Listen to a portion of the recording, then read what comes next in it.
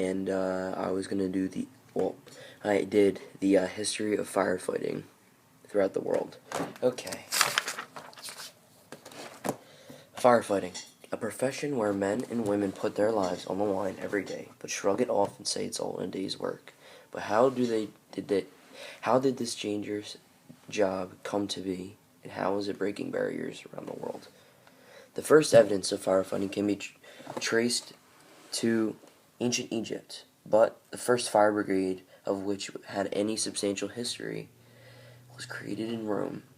It was created by Marcus Licinus, who turned it into a lucrative scheme.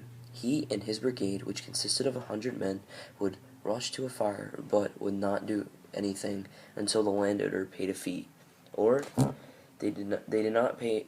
If they didn't pay the fee, then they would just watch the building burn to the ground. Fast forwarding to the early 17th century, the first fire engines were developed. German inventor Hans Haitusch, I'm not very good with German, developed a manual pump which included a force pump and flexible hoses. It was later improved by John Lofting. Richard Newsham produced a similar engine in 1795, which he patented in America. The fire engine was pulled to a fire by cart. The cart was either drawn by horse or in later years like a steam engine. Now in America, in 1736, Benjamin Franklin established the first Union Fire Company in Philadelphia. This was revolutionary because this was organized people doing it for the good of their city and not just to make money. George Washington was a volunteer fireman. The first president of the United States was a volunteer fireman in Virginia. He bought a fire engine for his town, as well as donating money for equipment to save people's lives. The United States didn't have government-run fire departments until around the time of American Civil War.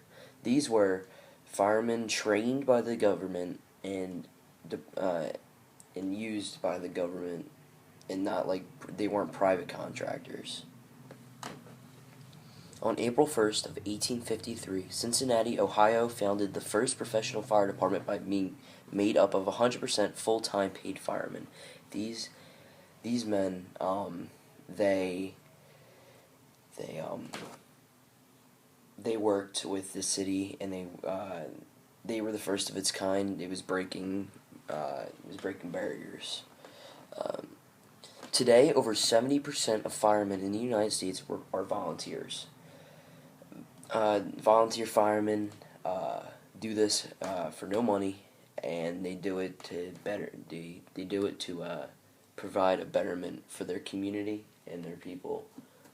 And many volunteer firemen companies run off of grants from the city and donations, and they run their own public fundraisers. Also, they're breaking down racial barriers with this.